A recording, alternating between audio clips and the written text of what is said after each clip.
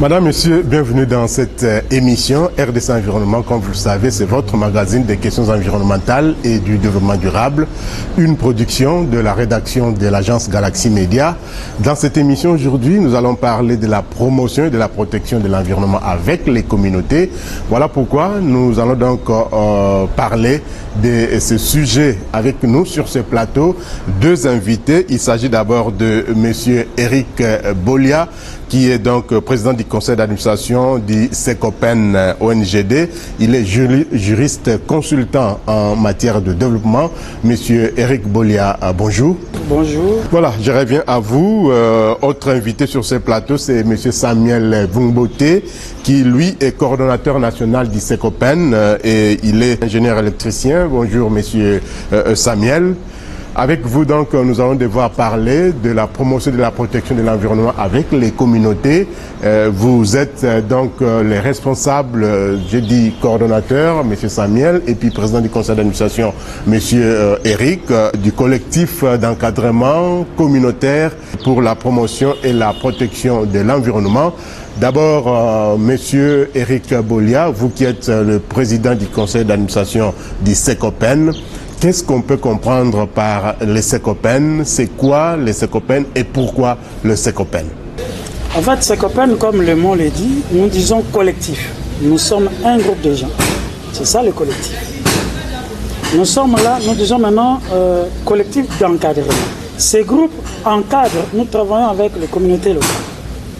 Lorsque nous allons dans un village, nous travaillons avec la communauté locale. La communauté locale, c'est comme la population de Kinshasa. C'est ça la communauté. Donc nous sommes là, le groupe, pour encadrer cette population, maintenant dans la protection et la promotion de l'environnement. Alors, aujourd'hui, il y a parfois des confusions sur certaines terminologies, sur certains termes. Et quand nous parlons par exemple de promotion et de protection de l'environnement, pour vous, SECOPEN, qu'est-ce que vous comprenez par protection et promotion de l'environnement? Protection. Aujourd'hui, on parle de changement climatique. Le changement climatique aujourd'hui est dû à l'utilisation irrationnelle des ressources naturelles. Et là, maintenant, nous venons pour informer ces populations à comment bien gérer ces ressources naturelles que nous avons. L'eau, l'arbre, voilà. Alors. Et en même temps, faire la promotion. Donc, comment protéger et comment promouvoir. Alors, SECOPEN, nous pensons que ça date d'une certaine période, comme on peut le dire. Est-ce que nous pouvons savoir depuis quand date le collectif d'encadrement communautaire pour la promotion et la protection de l'environnement, le SECOPEN? SECOPEN, c'est depuis 2016 que le SECOPEN a vu le jour, mais nous sommes plus sur le terrain depuis 2019. Donc, disons, sur le plan juridique, le SECOPEN existe depuis 2019. Mais nous existons depuis 2016. Mais juridiquement, nous existons depuis septembre 2019. Alors, SECOPEN est sur le terrain. Certainement, il y a déjà des activités qui sont menées. Mais avant qu'on ne parle des activités, est-ce que vous avez une vision dans ce que vous faites? Qu'est-ce que vous visez en mettant sur pied le SECOPEN? Notre vision est fondée sur le changement de mentalité de la population dans la gestion durable des ressources naturelles. Alors certainement, il y a un constat qui a été fait pour que vous puissiez mettre sur pied les SECOPEN, avoir une vision. Est-ce qu'il y a un constat que vous avez fait par rapport à ce que vous voulez faire sur le terrain en marge donc de votre ONG? Oui, le constat, nous qui travaillons avec le Congo profond, lorsque vous allez dans le village, vous verrez qu'il y a un problème. Il y a un problème au niveau de la gestion des ressources naturelles. Vous verrez par exemple la ville de Kinshasa, si nous prenons Kassangoul, vous prenez Kimwenza jusqu'à Kassangoul, parce que Kimwenza à l'époque faisait partie du Congo central. Normalement, Kimwenza, c'était pour l'utilisation, la forêt, l'utilisation énergétique de la ville de Kinshasa. Donc on a coupé l'arbre, On a coupé des arbres jusqu'à Sangou. Aujourd'hui, quand vous allez, d'après les concertations que nous avons eues avec les communautés locales, vous verrez par exemple, ils ont des problèmes aujourd'hui de culture. Le premier constat, le fait de couper l'arbre de manière abusive ne permet pas de bonne culture aujourd'hui. Avant, il y avait des maniocs, de gros. Mais aujourd'hui, ce sont des chétifs. Tout ça simplement parce qu'on a coupé l'arbre. Or, l'arbre, c'est l'arbre qui fertilise les sols. C'est l'arbre qui permet à ce qu'il y ait la pluie. Et lorsque vous coupez l'arbre, vous voyez, c'est les conséquences en soi. Alors, avant que je ne me tourne vers monsieur Samuel Vungbote, qui est le coordonnateur national, je viens vers vous. Mais d'abord, quelles sont les missions ou quelle est la mission que vous vous êtes assignée pour votre ONG, le SECOPEN? Partant de cette mission, maintenant de cette vision, notre mission est de contribuer maintenant au bien-être collectif de la population. Dans la gestion durable des ressources naturelles. Avec comme objectif d'informer cette population. Informer cette population en vue d'améliorer leur niveau de connaissance quant aux exigences légales, environnementales, dans la protection et la promotion des écosystèmes forestiers, dans l'adoption d'utilisation rationnelle des terres et des ressources naturelles pour assurer le bien-être collectif. Voilà, changement de mentalité, comme vous l'aviez d'ailleurs si bien, c'est cette vision que vous caressez chèrement. Alors, je me tourne vers vous, monsieur Samuel Vungbote, vous qui êtes le coordonnateur national du SECOPEN, vous gérez au quotidien les SECOPEN. Comment faites-vous pour concrétiser, pour matérialiser la vision que vous avez, les missions que vous avez, ou encore en quelque sorte, quelles sont les stratégies que vous mettez en place pour réaliser les objectifs que vous vous êtes assignés? Ok, notre stratégie pour atteindre notre objectif, nous allons constituer des équipes locales de encadrement, de sensibilisation et d'éducation des masses. Participer à l'élaboration et à la mise en œuvre des politiques publiques sectorielles. Servir des cadres de concertation, d'échange et de plaidoyer des consommateurs auprès des entreprises publiques et distribution d'eau et d'électricité. Promouvoir l'implantation des systèmes solaires photovoltaïques, favoriser l'entrepreneuriat communautaire, renforcement les capacités des décideurs et des ayants droit en matière de gestion rationnelle des ressources naturelles. Alors, tels sont en quelque sorte les objectifs, mais est-ce que vous avez du répondant par rapport à ce que vous faites sur les terrains? On va parler des activités bien sûr, mais est-ce que vous avez du répondant auprès des communautés, auprès de qui donc vous faites ce que vous venez de dénoncer comme objectif à réaliser sur les terrains?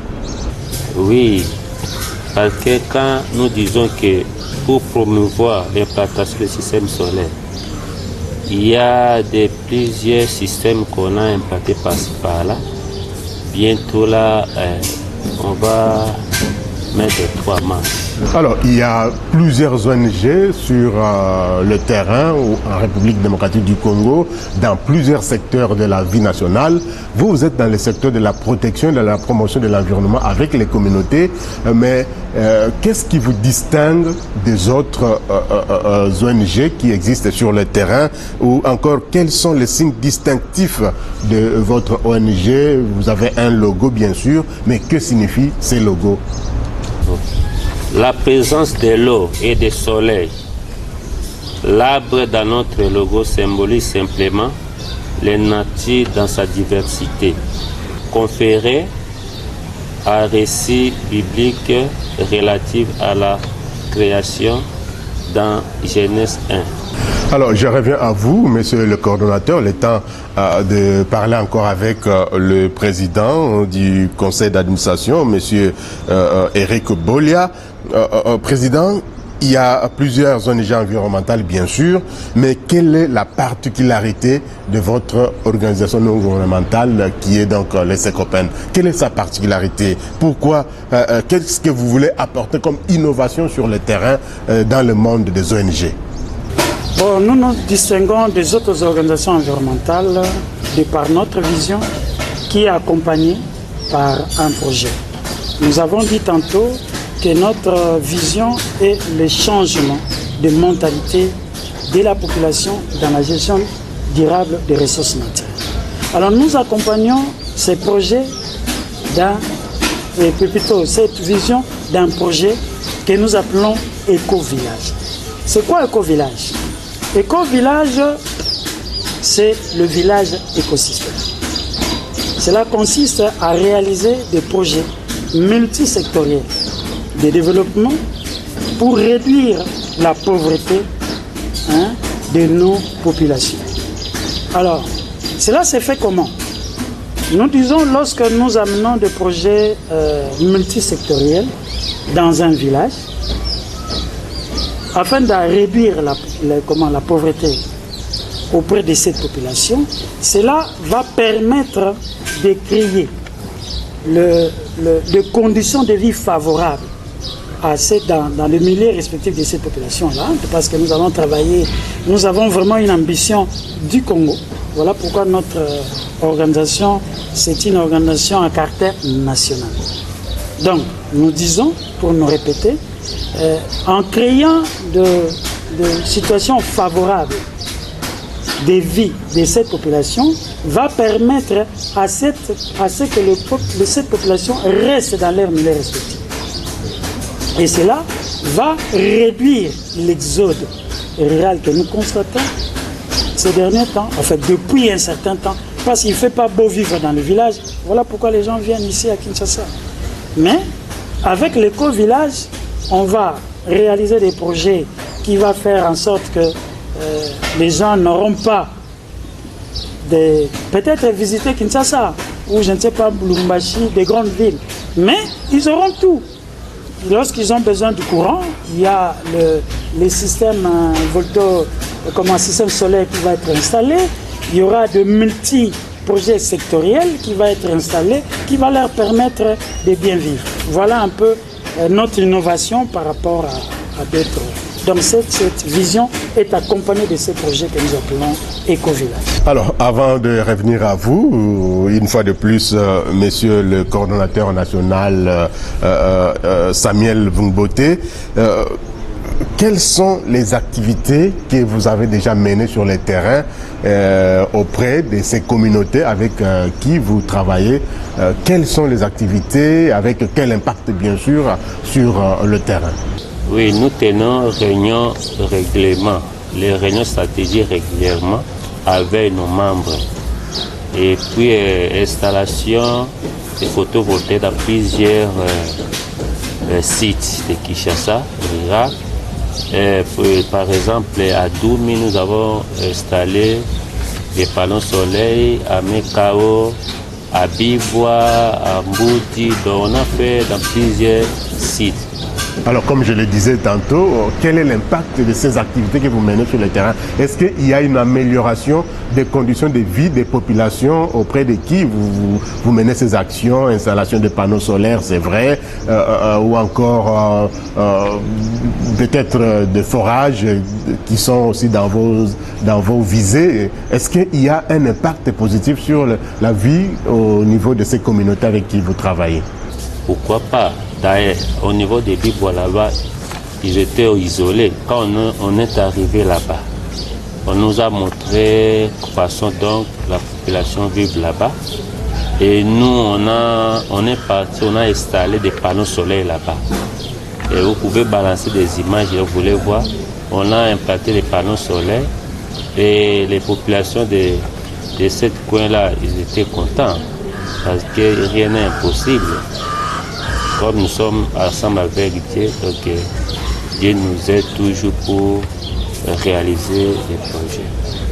Alors, est-ce que cette population, ces communautés avec qui vous travaillez s'intéressent aussi à ce que vous faites? Parce que vous pouvez peut-être faire ou poser un acte, une action que vous menez sur les terrains, mais la population n'est pas intéressée. Est-ce que cette population, ces communautés sont intéressées des actions que vous menez sur les terrains? Oui, l'autre fois là, nous étions avec le président. On a mis les batteries auprès des populations pour les donner à crédit. Et ils donnent seulement un moyennant d'argent et on leur donne des kits complets. Et les kits là servent les populations à regarder la télévision. Et ils peuvent charger des téléphones et de quelques ampoules. Ça, ce sont des systèmes secours par rapport aux besoins des populations. Très bien. Président, peut-être vous pouvez avoir un complément par rapport à l'impact, à l'intérêt des communautés avec qui vous travaillez, par rapport aux actions que vous menez sur le terrain. Est-ce que vous avez un complément par rapport à ça? L'impact, aujourd'hui, dans ces coins-là, ils regardent la télé. Ils ont le courant. Et nous avons amené aussi, parce qu'ils ont un problème d'eau, mais nous avons parlé avec les habitants sur place. Ils se sont organisés et nous avons parlé avec une structure. On a installé, je crois,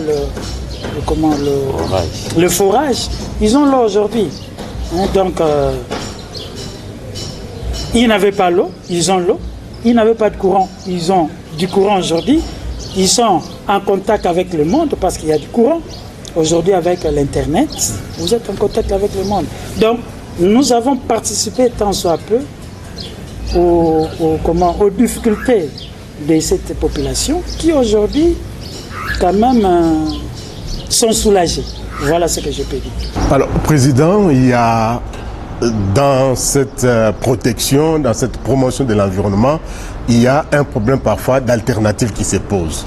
Parce qu'on dit à la population autochtone, aux populations locales, il ne faut pas couper les bois, il ne faut pas chasser, parce que il faut protéger l'écosystème, il faut protéger la biodiversité. Est-ce que vous avez des alternatives que vous proposez à ces communautés quand vous leur dites ne coupez pas, ne pêchez pas, ne chassez pas, ne faites pas ceci, ne faites pas cela? Est-ce que vous avez des alternatives que vous proposez à ces communautés locales? Je ne sais pas, en tout cas pas nous.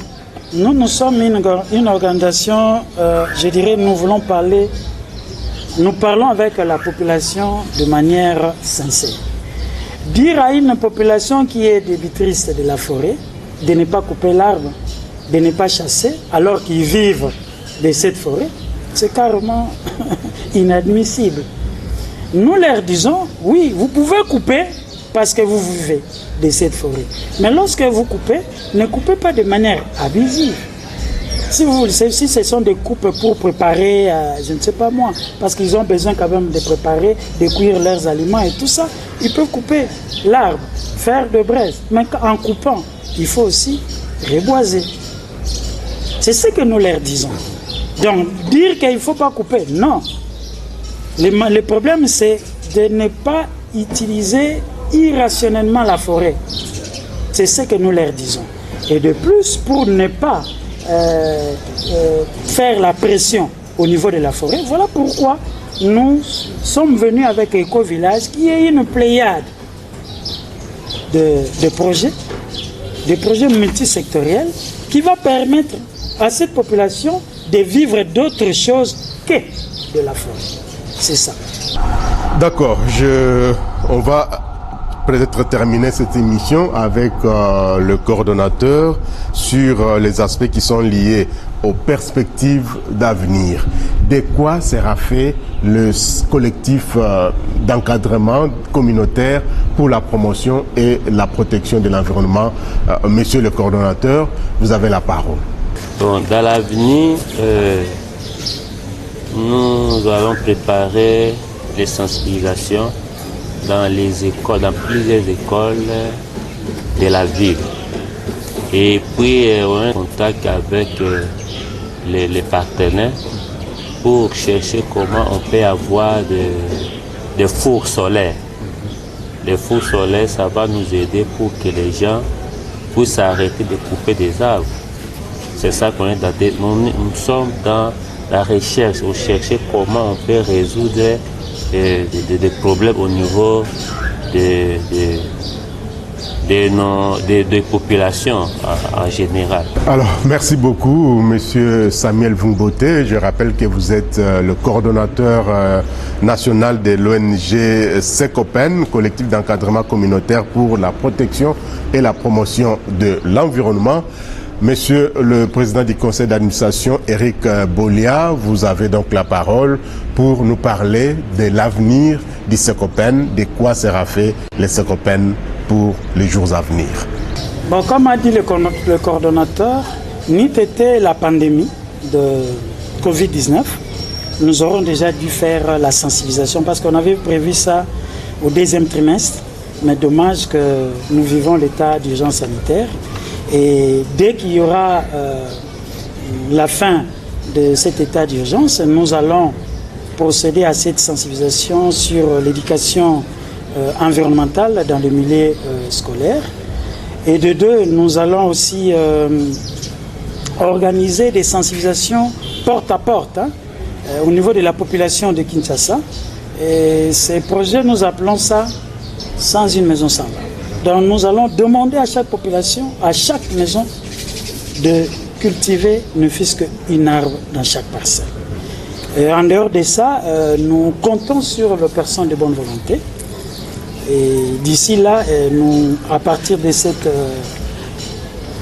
espace que vous nous donnez, nous profitons pour s'adresser au gouvernorat. Nous parlons du gouvernorat de la ville de Kinshasa ainsi que des autres provinces, pourquoi pas le gouvernement central. D'ici là, ils verront des lettres. Nous allons introduire des lettres auprès d'eux pour certaines autorisations ou pour certains projets dans différents sites, soit ici à Kinshasa et dans d'autres provinces, qui soient favorables dans nos demandes. Et de même, nous demandons aussi aux opérateurs économiques qui aiment le Congo. Voilà ce que la pandémie a fait aujourd'hui. Ils peuvent entrer en contact avec nous, ils peuvent nous contacter par votre prêchement, en regardant cette émission. Nous sommes sur chaussée de Kimwenza 54, donc à Kaouka, dans la commune de Kalamou.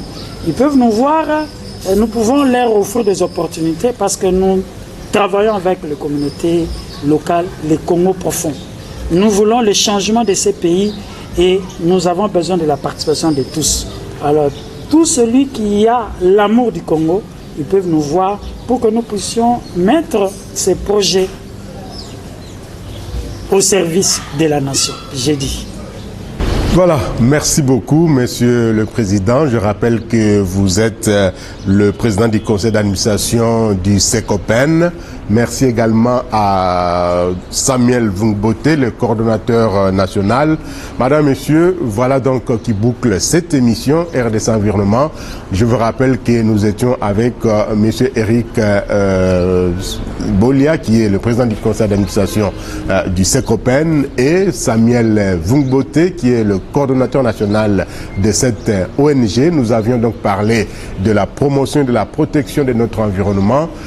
À vous également de faire votre part. Les ONG font leur part, mais nous aussi, chacun en ce qui le concerne, doit faire sa part pour protéger, promouvoir et préserver notre environnement, parce que cet environnement, il est bénéfique pour nous tous et nous devons faire en sorte que cet environnement ne puisse pas brûler, parce que s'il brûle, c'est nous tous qui allons brûler. Madame, Messieurs, merci de nous avoir suivis. Merci à Landrine Nyangi, merci à Peter Aloma Djessa, merci également à Guilhem Mouzembe de Gonzague. Merci à vous de nous avoir suivis. Les prochains rendez-vous, c'est déjà la semaine prochaine. D'ici là, portez-vous bien et bonne suite des programmes sur votre chaîne. Prenez soin de vous, prenez soin de votre environnement. Au revoir et à très bientôt.